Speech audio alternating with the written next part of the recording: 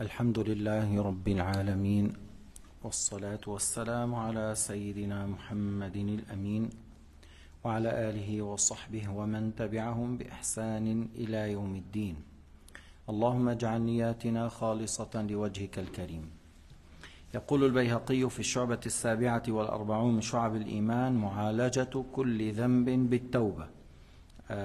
Le fait de se repentir après chaque péché, et c'est la 47e branche de la foi. عن ابن مسعود عن عبد الله وهو ابن مسعود: حدثني أحدهما عن رسول الله صلى الله عليه وسلم والآخر عن نفسه قال: إن المؤمن يرى ذنوبه كأنه قاعد تحت جبل يخاف أن يقع عليه، وإن الفاجر يرى ذنوبه كذباب مر على أنفه فقال بيده هكذا. Alors on rapporte de Ibn Mas'ud, on parle qu'il rapporte la parole de Sayyidina Muhammad sallallahu alayhi wa sallam, que Sayyidina Muhammad a dit que le croyant, il craint Dieu à cause de ses péchés, il craint Dieu et il voit les péchés comme s'il est au-dessous d'une montagne et que les péchés comme la montagne risquent de tomber sur lui. Ça, c'est l'état de croyant qui craint, qui a peur de l'effet de ses péchés. Le munafiq et le grand désobéissant, il voit les péchés comme des mouches qui viennent vers le visage et il dit par sa main de cette manière. C'est pour dire qu'il ne craint pas à cause de ses péchés, il ne craint pas, c'est-à-dire il ne craint pas Dieu, il ne voit pas que les péchés peuvent le mettre dans une situation délicate ou difficile le jour dernier. وقال: الله أفرح بتوبة العبد من رجل نزل معه راحلة عليها طعامه وشرابه فوضع رأسه فنام نومة فاستيقظ وقد ذهبت راحلته فانطلق في طلبها حتى إذا اشتد عليه العطش أو الجوع شك ابن شهاب قال: أرجع إلى مكاني فأموت فيه، فرجع إلى مكانه فوضع رأسه فاستيقظ فأوى براحلته عندها عليها طعامه وشرابه. النبي يقول الله تعالى يفرح هنا بمعنى الرضا والقبول، هذا معناه، وليس الفرح بمعنى التأثر والمشاعر وتحرك القلب نحو الشيء، هذا في حق المخلوق. أما أطلق نسبة الفرح إلى الله بمعنى الرضا والقبول. Alors, et dans ce hadith que le prophète a dit, Allah Ta'ala agrée, et il y a le mot fariha. Si tu dis, comme certains osent dire, content ou de la joie, et ils attribuent ça à Dieu. Alors là, on dit plutôt que dans le sens Allah agrée et accepte la repentance de celui qui se répand, à l'exemple de celui qui était sur une monture sur laquelle il y a sa nourriture, ses boissons. Et puis, il s'est endormi, et lorsqu'il s'est réveillé, il n'a rien trouvé. C'est-à-dire, il a trouvé que la monture avec la nourriture et le repas, c'est loin. Alors, il a été pour la chercher. Il a cherché il n'a pas trouvé. Alors, il a dit: je reviens là où j'étais et je m'assois là-bas jusqu'à la mort. Alors, il a été sous l'ombre de l'arbre et il s'est endormi. Lorsqu'il s'est réveillé, il a trouvé la monture avec le repas et l'eau. Alors tu vois cette personne à quel point il est content parce qu'il attendait la mort et par la suite il a vu la monture à côté de lui. Allah subhanahu wa ta'ala a dit que tu vois la comparaison ici, c'est pour dire qu'Allah agrée et accepte la repentance comme celui-là. Qu'est-ce qu'il trouve comme plaisir lorsqu'il trouve de nouveau la monture avec la nourriture et l'eau.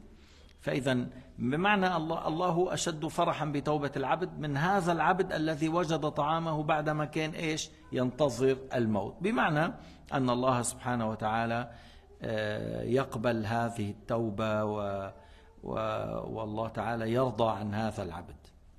هذا الحديث رواه البخاري في الصحيح. Ce hadith rapporté par le Bukhari dans son livre الصحيح. وجاء أيضا: لله أشد فرحا بتوبة عبده حتى يتوب عليه من أحدكم تنفلت منه راحلته عليها طعامه وشرابه أتى ظل الشجرة فاضطجع وقد يئس من راحلته فبينما هو كذلك إذا هو بها قائمة على رأسه رواه مسلم في الصحيح.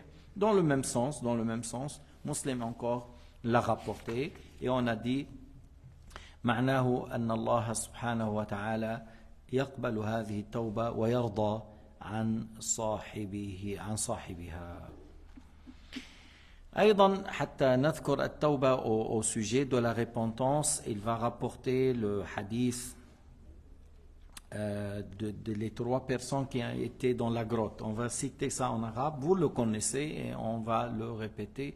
سمعت رسول الله عن عمر رضي الله عنه قال سمعت عن ابن عمر قال سمعت رسول الله صلى الله عليه وسلم يقول انطلق 3 رهط ممن كان قبلكم حتى أواهم المبيت إلى غار فدخلوه فانحدرت صخرة من الجبل فسدت عليهم الغار.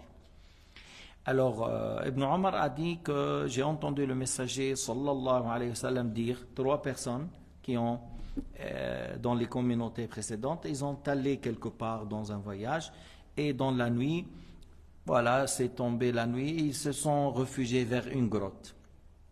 Pendant qu'ils sont à l'intérieur du grotte, une rocher s'est écroulée et il a fermé la porte de la grotte.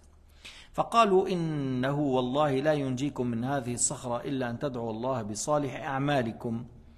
Alors on dit, vous voulez que Allah Ta'ala vous fait sortir de cette tombe parce que c'est une grande roche qui est très grande, il n'arrive pas à les faire bouger les 3.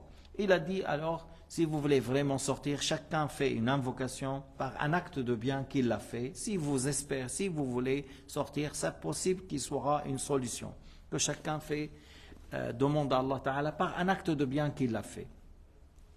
فقال رجل منهم اللهم كان لي أبوان شيخان كبيران كنت لا أغبق قبلهما أهلا ولا مالا. يعني أنه ما أعطي لأولادي ولا لأهلي مال قبل أن أطعم والدي. فبنى أبي طلب السحر يوما فلم أرح عليهما حتى ناما فحلبت لهما غبوقهما فجئتهما فوجدتهما نائمين فتحرجت أن أوقظهما وكرهت أن أغبق قبلهما أهلا أو مالا فقمت والقدح على يدي أنتظر استيقاظهما حتى برق الفجر فاستيقظا فشربا غبوقهما اللهم إن كنت فعلت ذلك ابتغاء وجهك ففرج عنا ما نحن فيه من هذه الصخرة فانفرجت انفراجا لا يستطيعون الخروج منها. Alors le premier, qu'est-ce qu'il a dit? Il a dit, oh mon Seigneur, j'avais des parents âgés, mes parents étaient âgés, mais je ne donnais à personne leur repas, leur nourriture avant mes parents, parce qu'il avait des enfants, il avait une épouse. Et un jour, pendant qu'il était dans la prière, il a pris de retard. Il a pris de retard suite à certaines choses. Alors, lorsqu'il est venu et il a pris le lait, et il est venu vers les parents pour leur donner comme d'habitude avant ses enfants, il les a trouvés en sommeil. Alors, il a pris le verre ou le carafe du lait à côté de leurs pieds, il ne les a pas réveillés et il n'a pas donné à ses enfants. Et dans une version que les enfants étaient à côté de lui, où il cherchait, il venait. Lui, il ne voulait pas leur donner à manger avant les parents, jusqu'à l'aube. L'aube est arrivé, ils se sont réveillés, il leur a donné à boire et par la suite, il a donné à ses enfants. Yani, on parle ici de quelqu'un qui se comporte d'une manière parfaite avec ses parents à ce point, jusqu'à ce point. Jusqu'à ce point, il ne voulait pas donner à ses enfants avant. Oh notre Seigneur, si tu sais que j'ai fait ça pour ton agrément, fais que la roche soit écartée. Il s'est écarté, mais pas complètement, et on ne peut pas sortir. On ne peut pas bouger, on ne peut pas sortir parce que ce n'est pas assez. وقال الآخر اللهم كانت لي بنت عم وكانت أحب الناس إلي فأردتها عن نفسها فامتنعت حتى ألمت بها سنة من السنين ألمت بها ضيق حاجة يعني فجاءتني فأعطيتها 20 و100 دينار على أن تخلي بيني وبين نفسها ففعلت حتى إذا قدرت عليها قالت لا أحل لك أن تفض الخاتم إلا بحقه فتحرجت من الوقوع عليها فانصرفت عنها وهي أحب الناس إلي وتركت الذي أعطيتها اللهم إن كنت فعلت ذلك ابتغاء وجهك ففرج عنا ما نحن فيه فانفرجت الصخرة عليهم غير أنهم لا يستطيعون الخروج منها. Le deuxième, qu'est-ce qu'il a dit? Il a dit j'avais une cousine, je l'aimais énormément, c'était pour moi quelque chose de très belle, je l'aimais énormément et je l'ai appelé pour, j'ai demandé qu'on passe une nuit, qu'on fait le haram. Elle lui a dit non, elle refusait. Alors un jour était en grande difficulté, ça n'a pas été cité, mais c'est quoi? C'était un grand problème. Alors elle est venue vers lui pour lui demander et c'est comme il lui a dit voilà, je te donne l'argent et tu me laisses dormir avec toi. Alors il a accepté, elle lui a donné 120 dinars.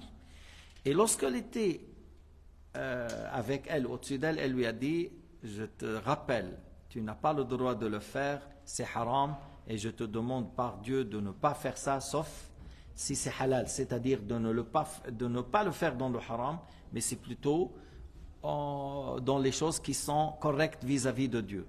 Alors, il s'est reculé, il a dit voilà, je fais pas, et il a laissé l'argent pour elle, il n'a pas retiré l'argent. C'est-à-dire, il s'est repenti de l'acte, et il a laissé l'argent quand même, il n'a pas arraché l'argent. Tu vois, c'est pas dire, ok, voilà, donne-moi l'argent. Non, il a laissé l'argent, il a dit, mon Seigneur, si j'ai fait ça pour ton agrément, fais que la roche soit écartée. Alors la roche s'était écartée, mais pas complètement, mais pas d'une manière qu'on peut sortir. ثم قال الثالث قال رسول الله ثم قال الثالث اللهم استأجرت أجيرا هنا برواية أجراء فأعطيتهم أجورهم غير ورجل واحد منهم ترك الذي ذهب له وذهب كأنه غضب في رواية غضب ولم يعجبه هذا القدر كأنه رآه شيئا قليلا فتركه وذهب فثمرت أجره حتى كثرت منه الأموال من هذا الأجرة نميتها له بالتجارة بكذا فصار عنده شيء كثير وارتجعت فجاءني بعد حين هذا بعد مدة بعد زمان جاء فقال لي يا عبد الله أدل لي أجرتي أعطني أجري ذكره لا تظلمني في أجرتي فقلت له كل ما ترى من أجرك من الإبل والبقر والغنم هذا كله لك كل هذا لك فأعطاه إياه فقال يا عبد الله لا تستهزئ بي الآخر قال له لا تستهزئ بي أنا أجرتي ما كانت هالقد أنا فقال إني لا أستهزئ بك فأخذ ذلك كله فاستاقه فلم يترك شيئا فقال اللهم إن كنت فعلت ذلك ابتغاء وجهك ففرج عنا ما نحن فيه فانفرجت الصخرة وخرجوا من الغار يمشون رواه البخاري. Le troisième, il a dit j'ai demandé au Monseigneur, j'ai demandé à certains de travailler chez moi et alors j'ai donné le salaire qu'on a fixé, ils ont pris, sauf un n'a pas accepté. Alors dans une autre version, qu'il a pris un seul, il lui a donné le travail en fixant le prix. Et lorsqu'il voulait lui donner, il n'a pas voulu, c'est comme il l'a vu peu avec le travail, mais on a déjà fixé. On a déjà fixé le travail et le prix, c'est comme ça dans l'islam. Alors lui, comme il voyait c'est pas assez, il a laissé tomber, il était en colère et il est parti. Alors qu'est-ce qu'il a fait lui? Il a cette somme d'argent, il l'a fait travailler par le fait d'acheter et vendre, acheter et vendre. Il a essayé de faire comme ça. Il lui a acheté peut-être des brebis. Après, il lui a acheté une vache, quelque chose comme ça. Et lorsqu'il est revenu des années après, il lui a dit, telle personne, donne-moi mon salaire, le prix. Alors il lui a dit, prends tout ça. Il a dit, tu te moques de moi? Il lui a dit, non, je ne me moque pas de toi. C'est à toi, tu le prends. Alors il a pris tout, des troupeaux, des moutons, des vaches, des chamelles, beaucoup de choses. Et il a pris tout ça. Il a dit, mon Seigneur, si j'ai fait ça, je fais cela pour ton agrément, fais que la roche soit écartée. Et la roche ça est écartée d'une manière qu'ils peuvent sortir. Le hadith rapporté par Al-Bukhari. فهنا نحن سياق الحديث عن هذا الرجل الذي تاب وترك المال لابنة عمه وهذا المقصود ce hadith là parce qu'il y avait quelqu'un qui a voulu faire la fornication et que a payé l'argent pour ça et lorsqu'on lui a dit ne fais pas ça illicitement et incorrectement il a reculé il s'est repenti et puis il a laissé l'argent. Et on parle une histoire pareille à ça, un peu proche à cet homme. C'était un homme qui s'appelle Dhil Kifl. C'était un homme qui s'appelle Dhil Kifl. Et vraiment, c'est quelqu'un de très désobéissant,